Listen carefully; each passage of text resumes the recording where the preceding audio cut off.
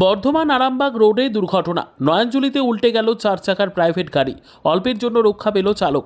বর্ধমান আরামবাগ রাজ্য সড়কে ঘটল এক ভয়াবহ দুর্ঘটনা।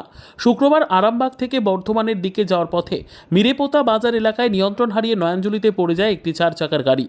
স্থানীয় সূত্রের খবর, অতিরিক্ত গতি এবং চালকের অসাবধানতার জেরেই ঘটে এই দুর্ঘটনা বলে স্থানীয়রা জানালেন। গাড়িটি রাস্তার ধারে নয়নজুলিতে পড়ে গেলেও সৌভাগ্যবশত বড়সড় বিপদ থেকে রক্ষা পান চালক।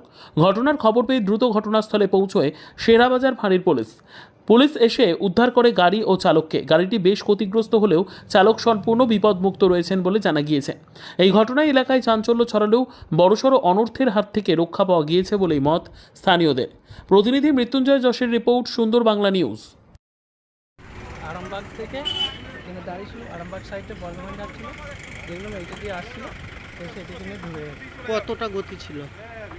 গতিটা অতটা বলতে পারবো না। গাড়িটার গতিটা কেমন ছিল? মানে খুব জোরে ছিল না আস্তে ছিল? অত ওরকম একটু জোরেই ছিল নাকি গাড়িটা? দিয়ে কি ক্ষতি হয়েছে কারো? না, ড্রাইভার ছিল, ড্রাইভার গাড়িটা কেমন ক্ষতি হয়েছে? গাড়িটা সামনে কাটিংয়ে নেমে গেছে, তাই তো? কোথায় হয়েছে এটা? এটা মোগলবাড়ি মারে। আপনার নামটা? আমার নাম পলাশ।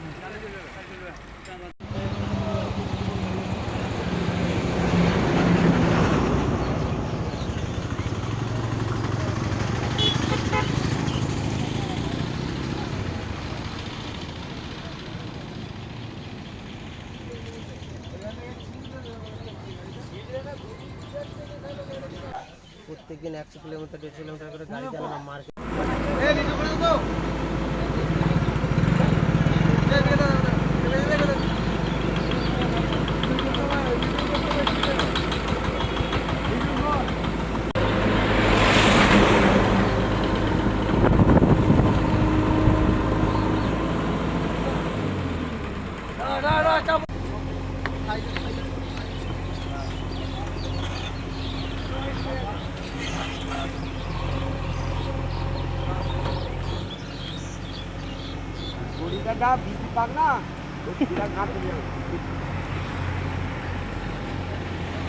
গাড়ি রাখতে পারে না।